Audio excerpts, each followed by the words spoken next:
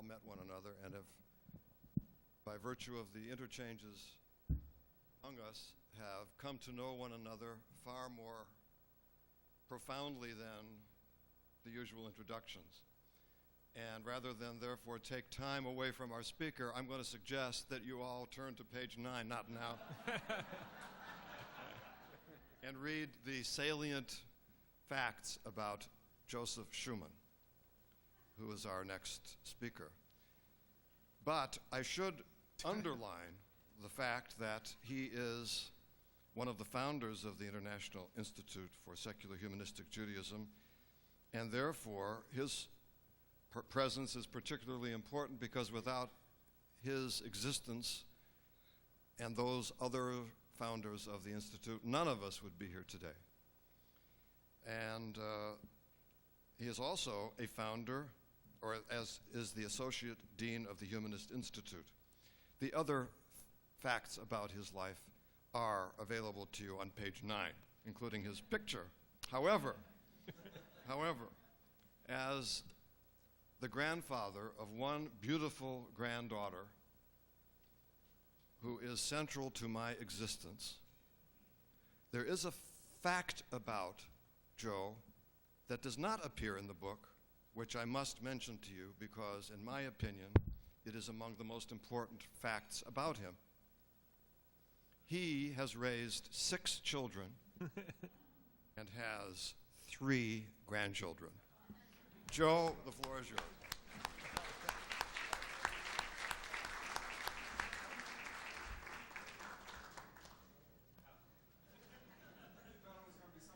Yeah, right.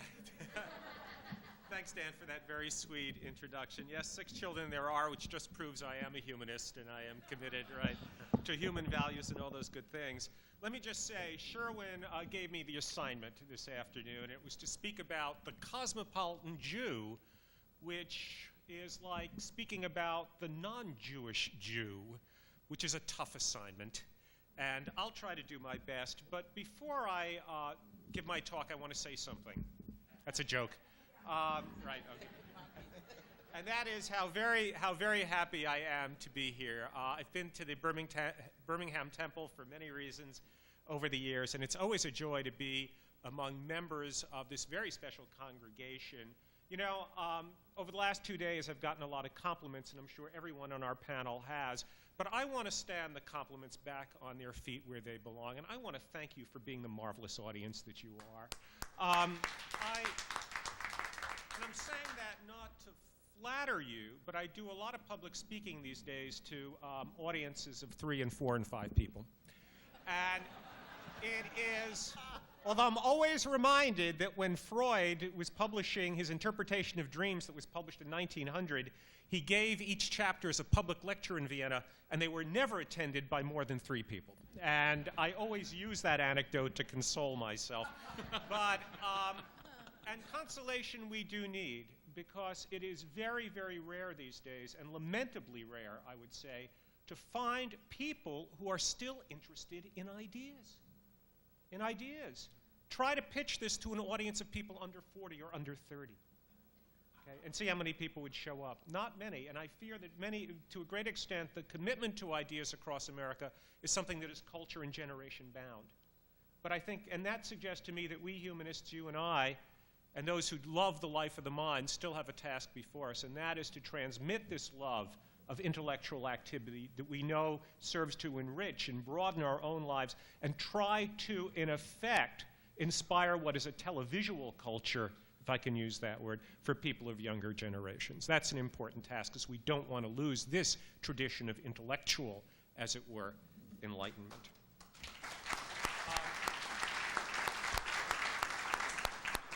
Let me just share a little bit about my biography. I grew up in a traditional Jewish home, which means that my parents and grandparents started as Orthodox Jews, folk Orthodox in Eastern Europe, and came to the New World and made money. Became a traditional Jew. And that was a trajectory, I think, that many Eastern European Jews followed. And so I came from a home where we belonged to the conservative synagogue, my folks did, which means my dad they went to shul twice a year, and my dad went every Wednesday night, however, to play pinochle at the men's club. My mother did light Shabbos candles, and we were kosher in and not kosher out, and so on and so forth. But when it came time for me to get my Hebrew education, they did not send me to the Forest Hills Jewish Center, and my friends here who live in Queens will understand what I'm talking about. The reason they didn't send me to the Forest Hills Jewish Center was that it was on the far side of Queens Boulevard, which is a 12-lane concourse running through Queens, and they couldn't see their kid trying to dodge the traffic, because even today you can't get across in a single light. It's sort of dangerous. So they sent me to the Queens Jewish Center, which was Orthodox. So my Hebrew education and my bar mitzvah are Orthodox. And as a child, I took to Orthodoxy very fervently and very zealously, created, problems for my mom in the household because I didn't want her to, in any way deal with anything that was the slightest bit treif, and so on. But by the time I was about 12, the worldviews began to clash, because I went to public school, very good public school system in Forest Hills, Queens in those days, and I was taught, I was a type of encyclopedic kid, interested in science and interested in the secular world. And what happened to me in my brain at the age of 12 was I was confronted with, in effect, two very conflicting worldviews. The scientific one and secular one on the one hand, and the notion of Torah min hashamayim, the law is from heaven, the miraculous world on the other. And I couldn't accommodate the two to each other. So the day after my Orthodox bar mitzvah, I became an atheist. And it wasn't only until I reached the age of about 19 that I realized that human relations really mattered in life that I became a humanist. And so a humanist I remain. In fact, I'm a professional humanist. I, for 30 years, have been a leader in the ethical culture movement, okay? And I'm going to be talking about that a little bit as we go. Okay, just one more point. I think my background and the mix that I'm talking about is something that all of us in the modern era, and probably everyone in this room, by default, by necessity, is a product of. A great esteemed teacher of mine when I was getting my doctorate years ago was Cornel West, the great African-American philosopher of religion, now up at Harvard. And Cornel West had said that all of us in the modern age are products of what he called radical hybridity. Radical hybridity. We are all hybrids, as it were, and indeed I'm going to be talking about the nature of social and historical conditions that lead to that type of hybridity. I'm going to be talking about the universal Jew, the formation of the universal Jew, the Jew who steps out of a specific Jewish identity in order to appropriate a universal identity, and yet for whom elements of his Jewishness still exist, indeed are funneled through a new set of commitments that he perceives under the umbrella of a new universal identity. Zachor, or to remember, is often invoked by secular and religious Jews alike as characteristic of the Jewish soul. It's also a commitment to ensure Jewish solidarity and Jewish continuity. Jewish history, indeed, is very long, yet an examination of the current Jewish scene reveals that Jewish memory is highly selective and often very short. And the memory of the Jewish experience is frequently manipulated for political purposes. The American humorist Will Rogers had once said, quote, that nothing changes like the past, end quote. And this is certainly true for all people. Yet the abruptness with which history changes is roughly proportional to the political strengths and interests of those who are powerful enough in this day to shape our views of the past. Reinterpreting history can be and often is a polemical tool of Jewish power on the American scene and internationally. It has grown as the Jewish world has grown more political and more polemical. It would be hard to make a case that Jewish polemics now are more intense than they were in other eras, ancient and modern, but as in every age, the issues around which polemics are raised will differ. Two trends today, the two trends of the rise of orthodoxy and the emergence of political conservatism among Jews in the 20th century, inform our current political polemics and political atmosphere. Today, Judaism, most dramatically orthodoxy, is triumphalist.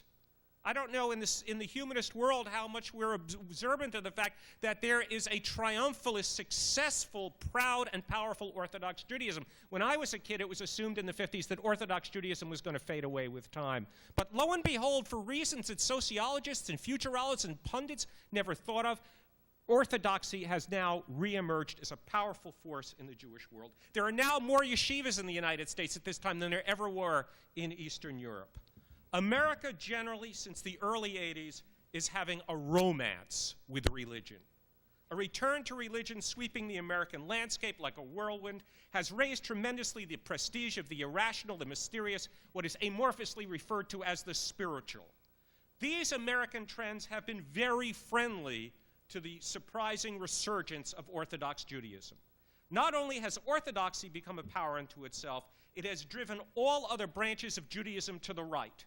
Reform or liberal Judaism, although it is becoming socially more experimental, and at times even courageous, I think, at the same time has become more religiously conservative as it looks to the norms of orthodoxy to influence its religious values and its own practices. Politically and economically, the Jewish community in America, Orthodox or not, has truly come of age. With greater security and economic success on the American scene, noticeable and highly influential segments of American Jewry have become politically more conservative. It is now respectable for a Jew publicly to say, I'm a Jew and I'm a Republican. I'm a Jew and I'm a conservative.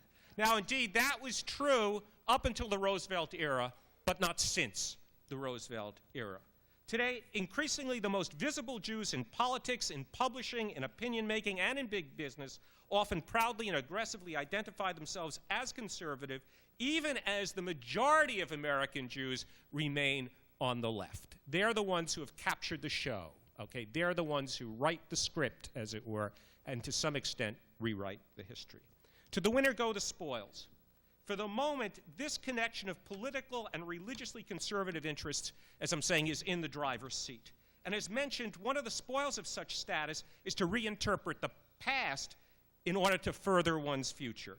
This is done through overlooking particular historical facts, raising the salience of others, or just reinterpreting the past through the lens of one's current agenda of interests and desires. When history becomes polemicized and is used for political purposes, what often takes place, to use a technical term, is what I like to call historical retrojection. Historical retrojection.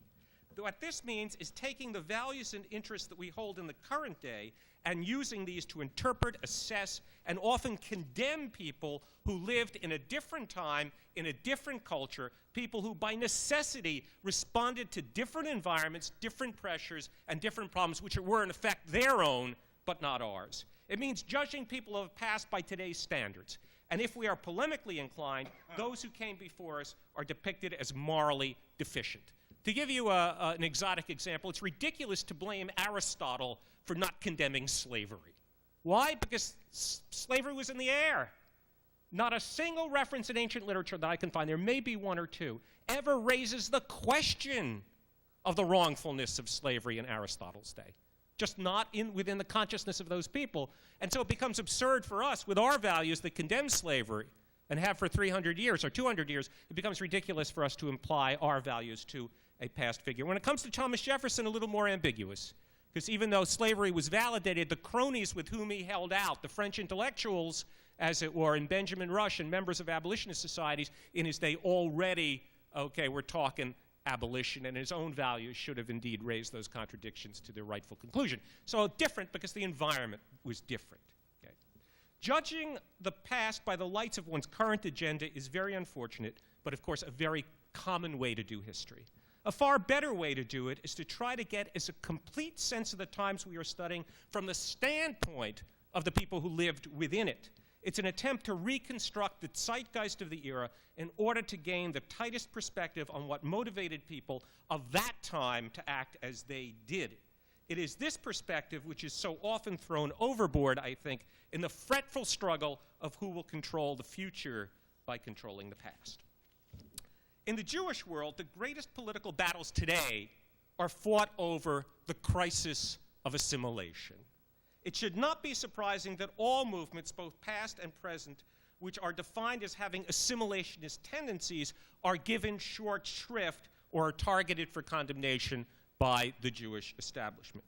With a birth rate too small to ensure replacement in this country, and more than 52% of all Jews marrying out in the last extensive survey, Judaism in America has, in some sense, we could argue, from the perspective of those who are critically concerned about the continuity issue, in effect, it's been a victim of its own success. There's going to be next year in 2000 a massive new survey of Jewish demographics. It's being funded by millions of dollars, and they will come out with new figures to see whether 52% has gone up or gone down. And a lot of Jewish politics rests on these types of numbers and the anxieties they provoke. So one can say, isn't it ironic, at the moment of greatest power and muscle flexing and visibility, the active Jewish community is undermined with a pervasive anxiety as to whether its success is riddled with fragility and may in fact be the last explosive gasp before it expires. That anxiety makes internecine strife in the Jewish world so polemical and not infrequently very, very nasty. Was it Menachem Schneerson or his predecessor, Rebbe Teitelbaum, who theologized that the Holocaust was God's way of cutting off the gangrenous arm of the Jewish people in divine retribution, as it were, for Reform Judaism? Teitelbaum. Okay. Was it Teitelbaum who said that? Satmar Rebbe. That's right. The Satmar Rebbe, not Teitelbaum is the Satmar. Satmar, I said it was the Satmar. Schneerson didn't say it. Have we resolved this debate? Okay, good. I agree. It was Teitelbaum, not Schneerson. All right, good. No, but Shulamit is correct. That is that Rabbi Eliezer Shach of Israel today, who is not a Hasidic but a Mitnagdic leader, has the same point of view. Has the same point of view, right. And one could argue, of course, there's a poetic justice that both Reform Judaism and the Holocaust grew up in the same soil, German soil. So you have a type of connection, a type of logic. Name-calling has been frequently employed as a tactic in internecine Jewish struggles. We know this. And I believe it's a vestige of the historical ban of excommunication, which in the Middle Ages was the only power Jewish leaders had to control the actions of members of the community who might threaten the community as a whole in the face of hostile hosts and governments, as it were. I mean, the Jews were powerless except for internal control, and excommunication was the only way in which they could enforce the behavior of people in the group if it was thought to threaten the Jewish community as a whole. And I see name-calling as a type of vestige of that power that comes out of a type of powerlessness, as it were. Well, let me at long last get to my topic, which is the cosmopolitan Jew and cosmopolitan Jewish identity. A cosmopolitan Jewish identity has either become a forgotten relic or is remembered only to be reviled. To call someone a cosmopolitan Jew in today's climate is essentially to defame and virtually delegitimize that person's status as a Jew. It's almost synonymous with being a self-hating Jew, also a form, a rubric in name-calling, but this was not always the case. Conventionally, the adjective rootless precedes cosmopolitan, a rootless cosmopolitan. It's a judgment implying that the cosmopolitan person has willingly torn himself or herself from the genuine organic soil which nurtured him or her and wanders around alienated from authentic relations and himself. The cosmopolitan is someone who suffers from a type of psychological anemia and therefore is an object of pity. Within Jewish sensibilities, such a person, for prevailing self-serving reasons, forsakes his people to enter mainstream Gentile-dominated society, and by so doing abets the process of assimilation. This, of course, is the story given by those today who do not make such choices, and therefore it's larded with a heavy moralism. By definition, on the other hand, cosmopolitan is a very favorable word. It means essentially having a worldwide rather than limited or provincial scope. It means having a type of international sophistication. It connotes being worldly. It finds an enchantment with universalism, which it sees as a liberating value. Standing alone, cosmopolitan is an attractive, enriching, and positive orientation. If this be true, then all Jews, all of us here, are in some sense cosmopolitans, just as we all, by virtue of our presence in the modern age to some extent, and by necessity, are assimilationists. The self-professed secular Jew and the Orthodox Jew with an Ivy League education both feel the unavoidable tension between their particular identities and the values and precepts of the broader modern culture in which they participate and to which they are forced to respond. When I was a kid, growing up in an Orthodox Hebrew school, things like baseball and movies and so forth, although not halachically forbidden, were highly discouraged. They were sort of unholy. Things in the world are unholy. That's changed within the sensibilities of modern orthodoxy, who seeks after the best in secular education, and indeed has embraced the modern world with an incredible gusto, in some ways with a sophistication far beyond those people who construe themselves to be secular. Those Jews who love classical music, who read world literature, who delight in varied cuisines, who invest themselves in civic action for the sake of the common good. Those who love the movies and lectures and culture high and low. Those who favor integration and are more recently multiculturalism. Those who are secularists and pursue secular knowledge and whose hearts stir at the thought of justice and equality for all. These, to varying degrees, friends, all these folks, and that includes, I think, everyone in this room, okay, takes part in a cosmopolitan sensibility. We are all in our identities, again, products of radical hybridity. We are all products of multiple factors, both parochial and universal. Being a cosmopolitan implies that a person's commitment to universal values in the mind of that person supersedes perhaps their particularist identity. For some cosmopolitan Jews, Jewish identity may be minimal, the mere endowment of a name or a formal identity with which they're born. For others, it may be a source of personal pride that colors their universalism, gives it a particular slant.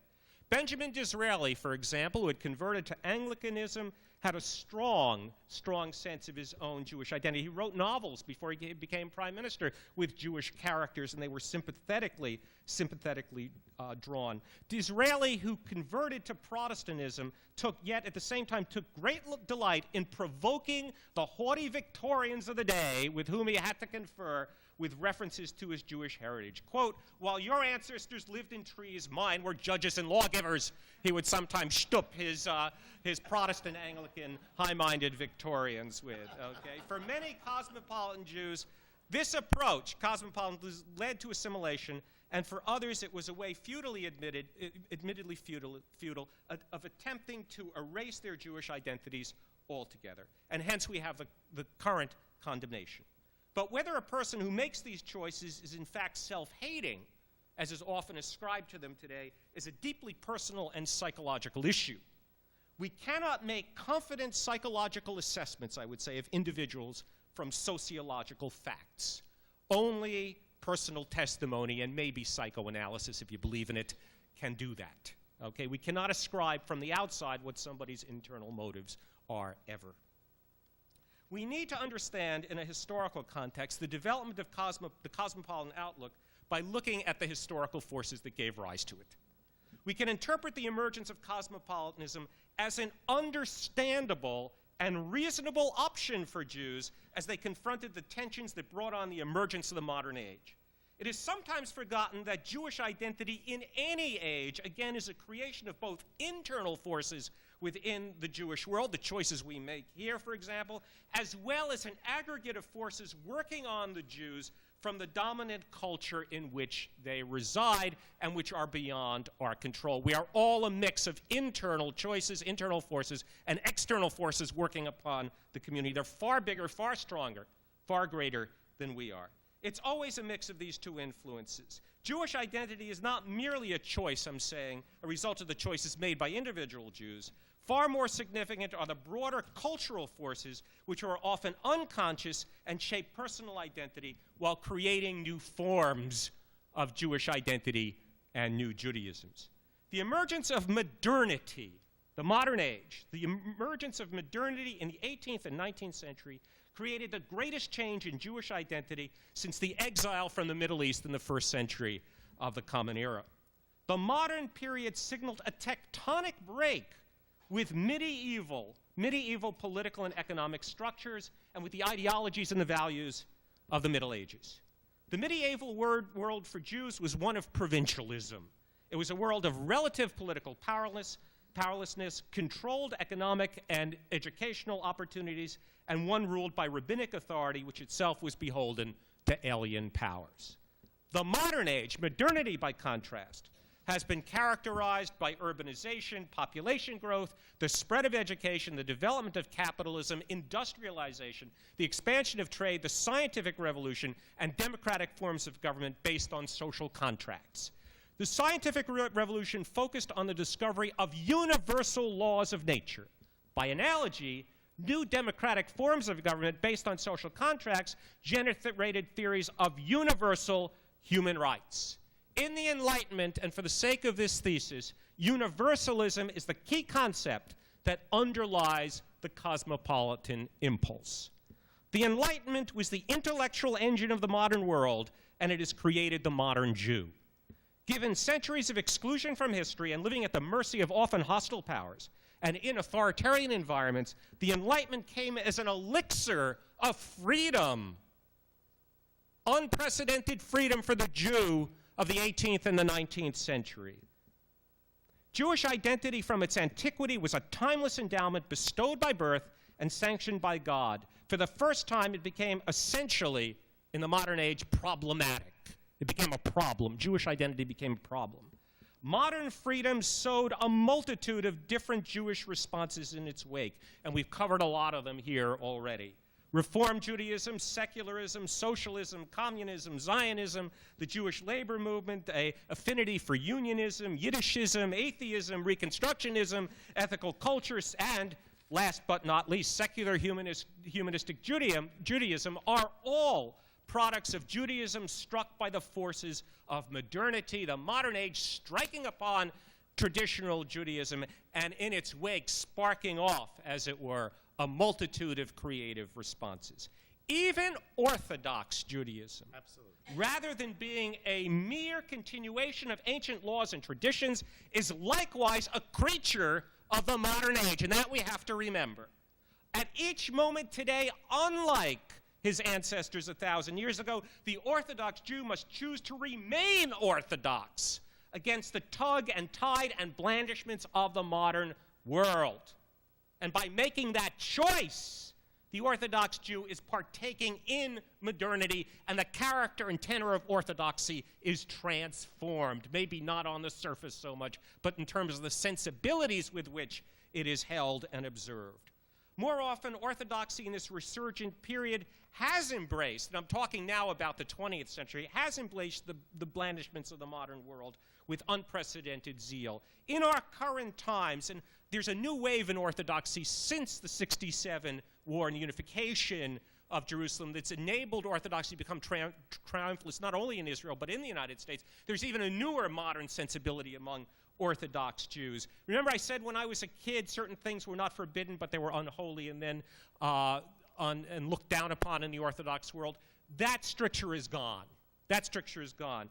When we see Orthodox kids on skateboards, you know, precariously trying to balance the kippah on the head while maintaining balance on the skateboard, or eating kosher cuisine of every international stripe and doing it not haltingly but aggressively, we witness an orthodoxy which is as different from the Judaism of a kibbah as a Mercedes is different from an ox cart. Okay? The modern age has spawned different Judaisms which have modern values at their core, which are then enveloped by Jewish sensitivities. The major point of my presentation is that there is a certain inevitability in this. There's a certain inevitability in this.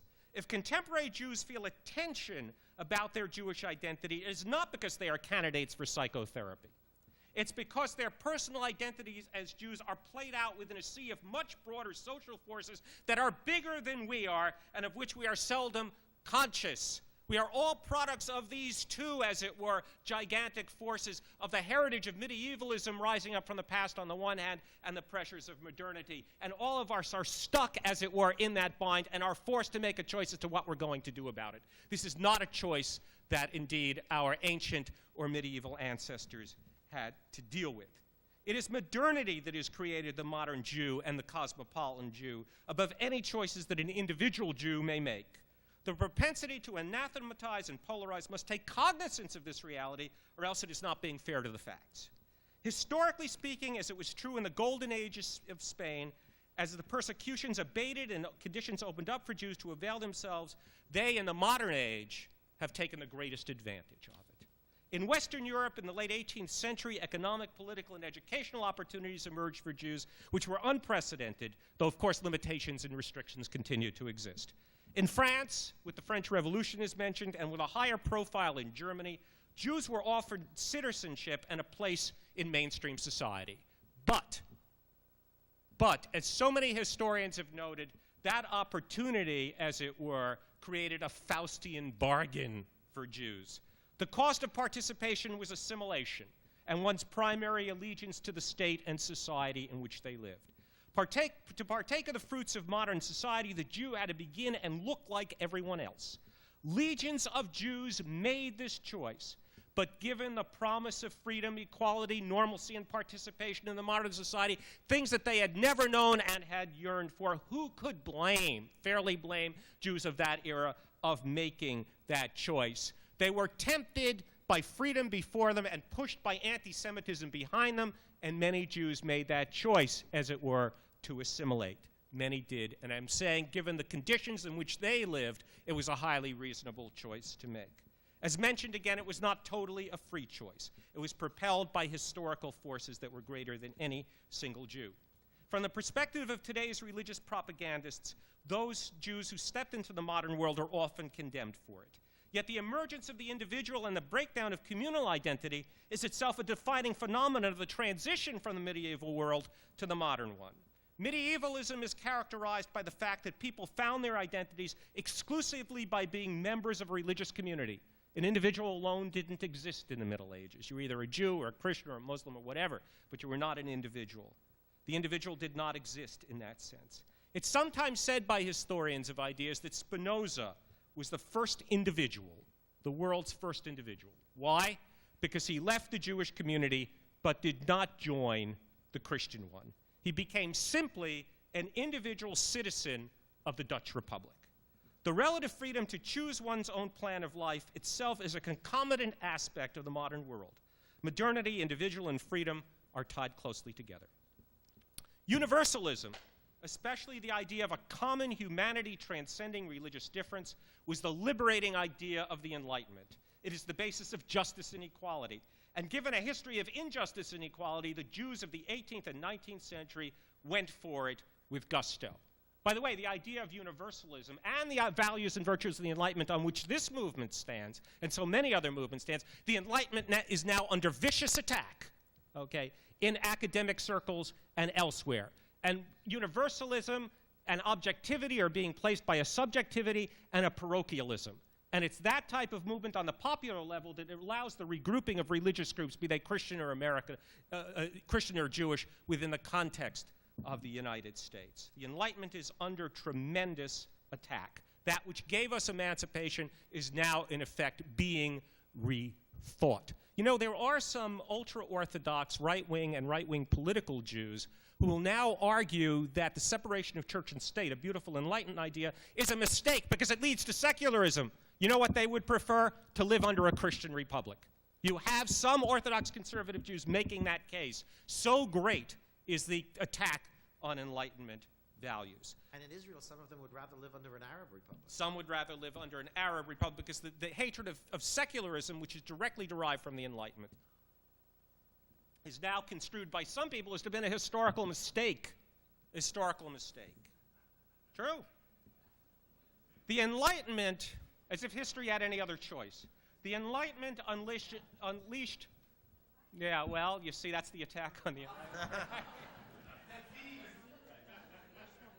The Enlightenment unleashed an extraordinary fountain. You are. The Enlightenment unleashed an extraordinary fountain of Jewish creativity. The Haskalah, or Jewish environment, saturated German Jewry and then spread to Russia. The science of Judaism, which sought to apply German scholarship to Jewish history, developed in the 19th century. The Yiddishkeit movement, the Jewish labor movement, the Bund, the formation of modern Hebrew, classical Reform Judaism, movements, all kinds of movements for Jewish auto-emancipation. Of course, the Zionist movement, which was influenced more, I might say, or as much by 19th century nationalism as it was by historical Jewish memory and hope. Okay, Zionism is a modern movement, ushered in, as it were, and propelled by all kinds of other nationalist movements that were taking place at the same time. I think the Enlightenment also stirred Jews with a powerful ethical sensitivity, which has been a proud badge of Jewish identity. It's allowed Jews to become major players on the stages of society in which they lived. The Enlightenment ushered in a new Judaism with core values and sensibilities far different from ancient and medieval ones. This remains true today even more so. Without the Enlightenment and without Jewish creativity for making the best use of it, Jews would have remained, except for the appropriation of the Jewish Bible by Christianity, the Jews would have remained a cloistered parochial people outside the stage of world history. Excluding the Haredim, Jews, whether religious or not, will invoke such icons as Einstein, Freud, Brandeis, all those Jewish scientists, the writers, the politicians, the artists, the musicians, and of course that roster of Jewish Nobel laureates, it's a cliche, on which to validate ethnic pride. When we feel a sense of pride in being Jewish, is it the great Talmudic scholars that we point to? Well, maybe we'll give them a footnote. But it's the way in which Jews have entered into and provided leadership on the world stage that gives us, if we're honest, our greatest love, perhaps, of being Jewish. That's the point of personal pride, which both observant and non-observant Jews employ in terms of their own self-identity, and that is a product of the modern age. The most interesting Jews have always been the religiously marginal Jews. The religiously marginal Jews. The ones who have chosen to take what they understand to be their Jewish heritage and enter into the mainstream culture, the universal culture, in order to, as it were, rise up and make their contribution. In the overwhelming number of cases, these persons' cosmopolitan propensities were stronger than their identity as Jews. Yet those whose Jewishness is tagged to religious devotion they even find it hard to write off these historical figures or gainsay the contributions of cosmopolitan Jews to the wider culture. This sense of pride in the extraordinary achievement of Jews on the world stage and the desire for their inclusion raises the crucial question of what we want Jewish identity to look like, and for what purpose do we preserve a Jewish identity? It's a question that I'll return to at the end. Cosmopolitanism among Jews reached its zenith in 19th century Germany. And Moses Mendelssohn, mentioned before, I think by one of the rabbis, Dan, was indeed the precursor. Mendelssohn was a stellar intellect of the Enlightenment who could discourse on Plato's aesthetics, as readily as he could on Torah and Talmud. Indeed, Moses Mendelssohn was a short man, a hunchback, and so forth. But to have Moses Mendelssohn make a visit to your intellectual salon, that was construed to be a big treat in the Enlightenment. When he walked out of the Berlin ghetto in the mid-1750s, he confronted, Mendelssohn did, the problem of how to live in two worlds. His solution, in the spirit of the Enlightenment, was to propose that as a religion, Judaism was in fact founded on the precepts of universal religion and led to certain basic postulates, including only three, including a belief in God and a belief in an afterlife. And he reasoned that salvation, if there is a God, that salvation must be open to all people. Religion is a universal phenomenon grounded in the universal human capacity of reason. He argued furthermore that what was given on Sinai to Moses was not Jewish religion, but a Jewish legislation, It was this that preserved in Mendelssohn's mind Jewish specificity, and he continued, as mentioned, to live out his life as an Orthodox Jew. Mendelssohn held that one needed to practice the mitzvot primarily as a reminder to keep the basic precepts of Jewish religion before one's eyes.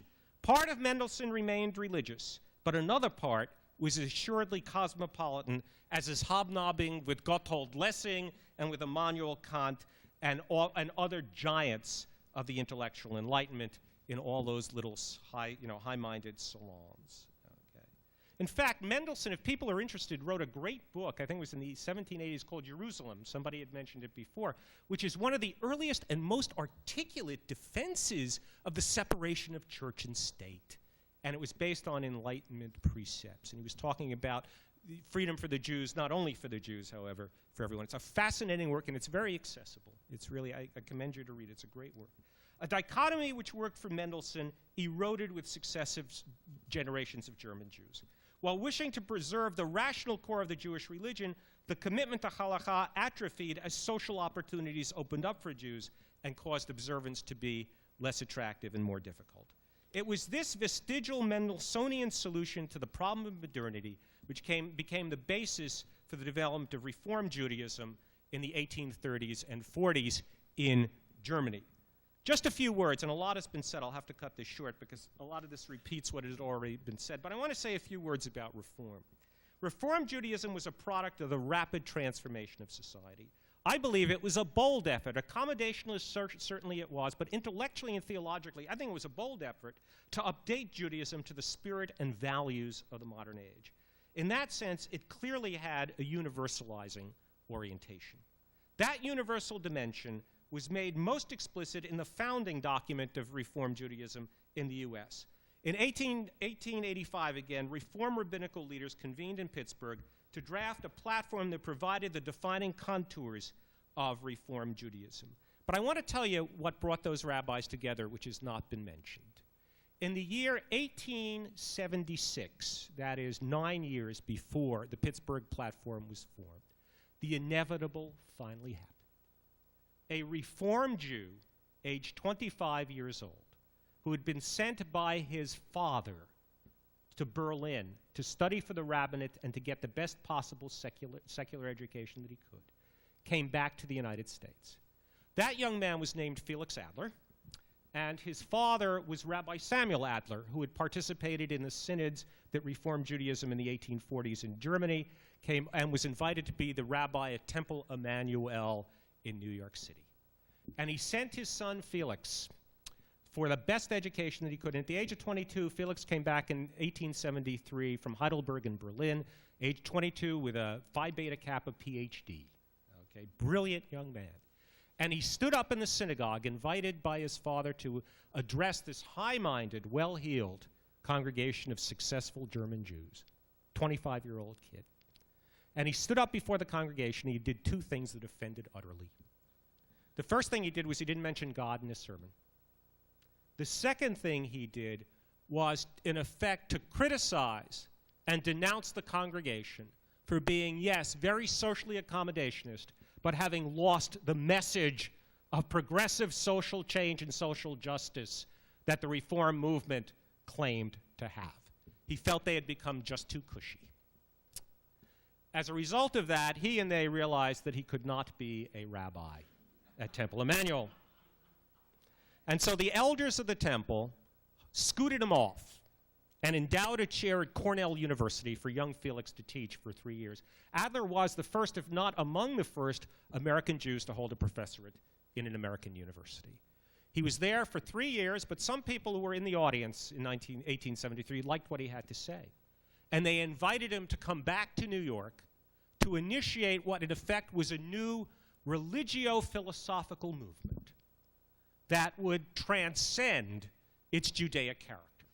And what Adler did was to found a new religious movement that was based purely on ethics and ethical ideals, with a strong commitment to using those ideals for the sake of ethical betterment, not only for the sake of congregational members, but to chide them and to encourage them and inspire them to use their wealth and their resources, as it were, to transform the evils in American society that were wrought by the Industrial Revolution of that period.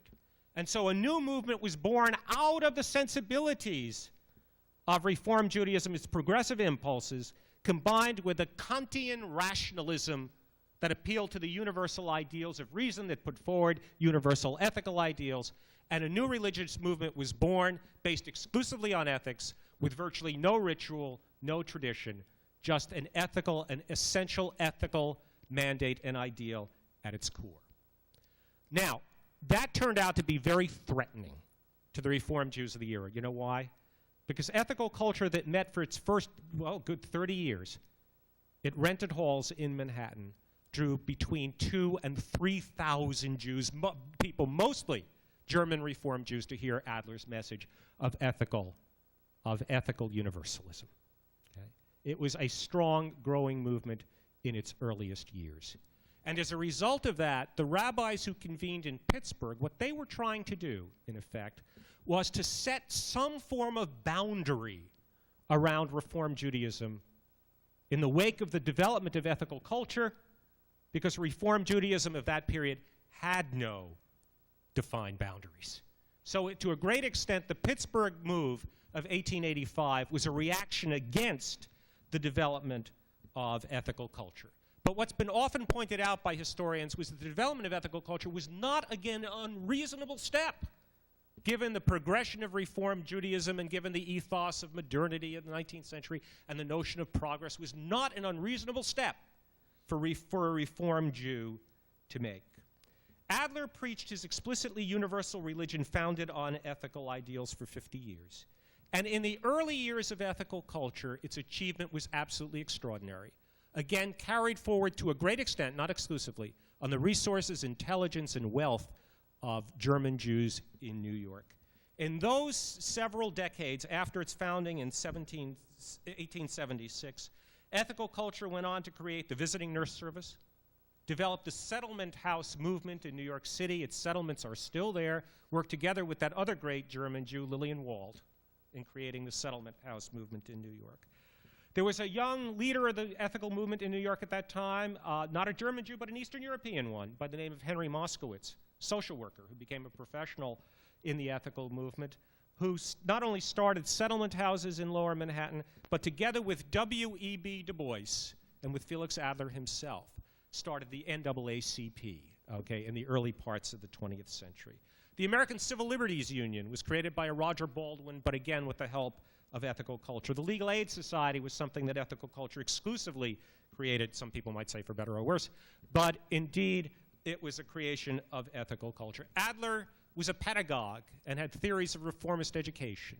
And although he didn't bring to light all his own theories within ethical culture, his idea of learning through doing became the model for what today we call magnet schools in New York City. Specialized high schools was a creation of ethical culture.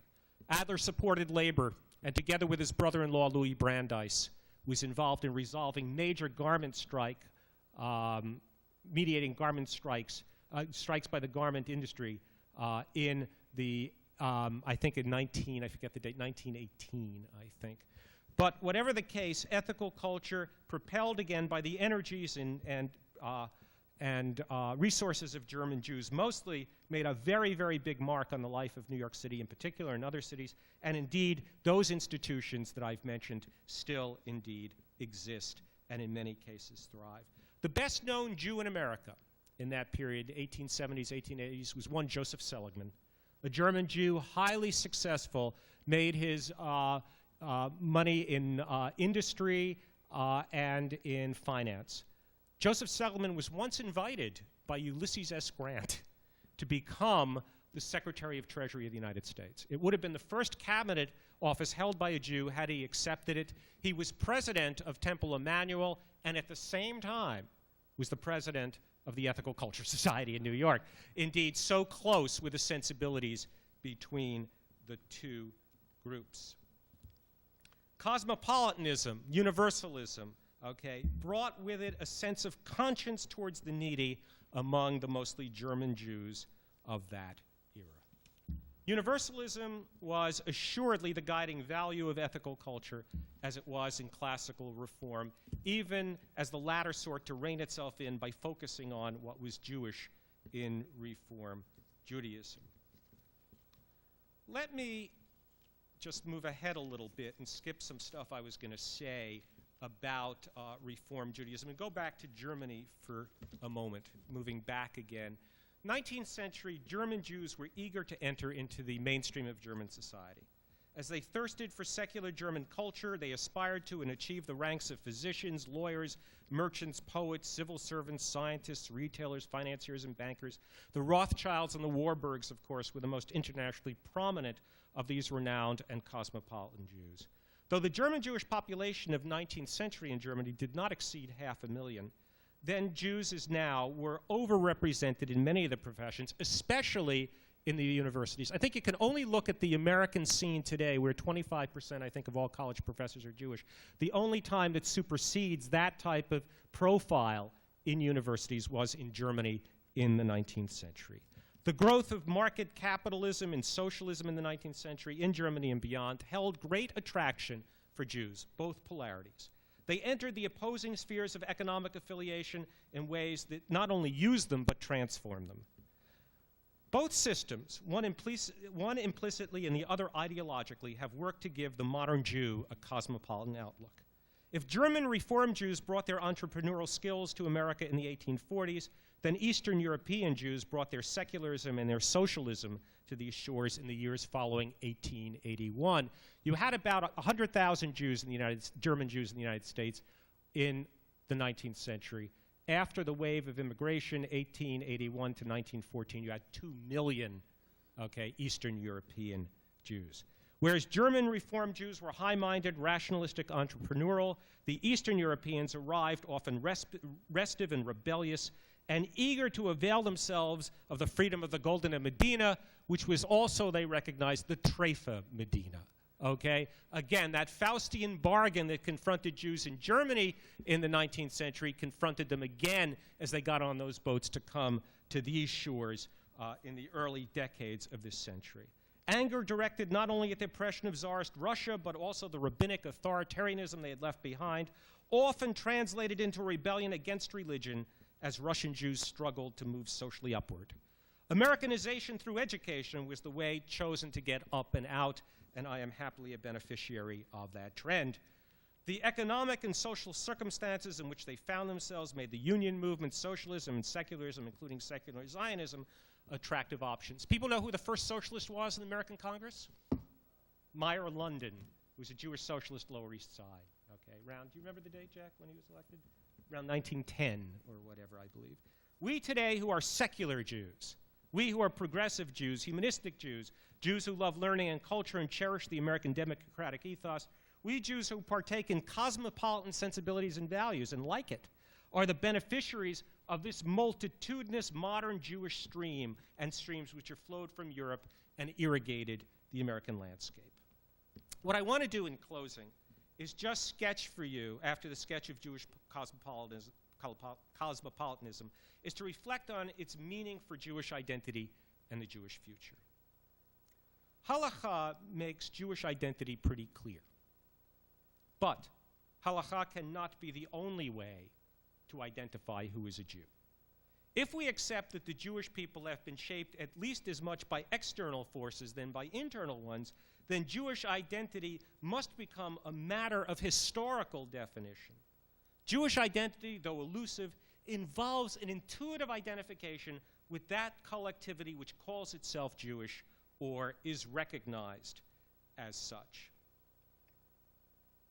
Thinkers such as the secular Jewish historian Joseph Blau, who is a friend of mine, the first historian to write about the American Jewish experience in the 20th century, and the secular Marxist-turned-neoconservative Sidney Hook, and I dare say Sherwin Wine, and numerous others have concluded that anyone who calls himself or herself a Jew by warrant or of birth or otherwise is in fact a Jew. That's a historical definition, and it's as valid as the halachic one, if not more valid, because again, Jews are shaped by the outside historical forces as much as they are by the internal ones. Okay, and that's, I think, a defensible strategy, a defensible definition and approach. Today, and I want to talk a little bit about the current era, because maybe I see the current landscape differently from the way in which other people have expressed it. Today, freedom of choice, radical autonomy, is the guiding value in virtually all things, including one's religious identity. To the degree to which this autonomy impacts on American religion, including Judaism, since the Reagan years, I think is immense. I think since 1982, the nature of American religion has changed. Okay? In mimicry of market values, okay, people now look at religion as a consumer item. You shop around, okay, for a religious identity within Judaism or outside of Judaism, as you would a new refrigerator. This is true. I'm not joking. People come to me, they say, I'm just shopping around. Literally, they're not embarrassed by it. It's become a consumer item. So I'm saying that even though freedom of choice and autonomy was ushered in with the Enlightenment, 18th and 19th century and 20th century, it has reached a new intensity and a new pitch in the last 20 years as a result of the success of free market capitalism. All the stops are taken out on the free market. You can now choose anything you want. You know, I had a professor at Columbia. He was a conservative guy, writes for Midstream. He's one of the editors, David Sidorsky. And David was a lovely man, although very right-wing. And he said to me one day, I was talking to him about my dissertation, but he rather talk to me about what he wanted to talk about. And he said, which was a 2-hour meeting in his office, he told me all about the Israeli War of Independence from the right-wing point of view. It was fascinating. But David said, you know, historically we can look at values as either given or taken. Okay? Values that are given are the ones that are bestowed by the past. Okay? And in the past, most values were given. I mean, if you were in the Middle Ages and you were a male and your father was a bucket maker, you were a bucket maker. It was given. It was ordained. Okay? Today, religion is perhaps one of the last things that we have construed up until very recently as being given and not taken. If your father was a Jew, your mother was a Jew, excuse me, you were a Jew. That's the way it was. That's not true anymore, friends. That's not true anymore. I mean, I look at my grandparents from a shtetl in Poland. If somebody had come to them in 1870, 1880 and said, look, I lay before you these options. You could be a Methodist, a Presbyterian, a Mormon, a Christian Scientist, or a Jew. Which do you choose? The question wouldn't have been meaningful to them. But you know what? It's a very meaningful question today. Because religion has become a consumer commodity that you purchase like any other commodity. Even gender. I was watching television yesterday. There was quite a few minutes. There's this teacher who's done a sex change operation. It's been around since Christine Jorgensen, right? But it's become more courant. Right now, even gender is not given, it's taken. There ain't nothing left. And religion has been one of the last things to go on the American scene. But today, everything is a function of choice. In the mimicry of market values, people will don religious identities, again, as if they're consumer goods. They'll seek out a synagogue or a chavarah, a Jewish renewal movement, or humanistic fellowship, or reject these as they were buying a new pair of shoes. To a greater extent, religion in our postmodern world, even orthodoxy, is transmuted into an expression of culture. An expression of culture. The supernaturalism that we see, and I thank Manny for this observation, the supernaturalism that we see in orthodoxy today doesn't have the same organic pull that it had 100 years ago, because the Middle Ages are finally over. Last gasp. Even the supernaturalism invoked by orthodoxy is undergirded maybe by us only somewhat conscious sensibility that we live, that orthodoxy and supernaturalism is upheld by a matter of choice and therefore is somewhat fragile. You can choose to join today, but you can just as readily choose to leave tomorrow. The move back to orthodoxy, the Baal Teshuvah, is itself propelled by the radical autonomy characteristic of modern American life. And any community undergirded by autonomy, I'm saying, to that extent is going to be unstable.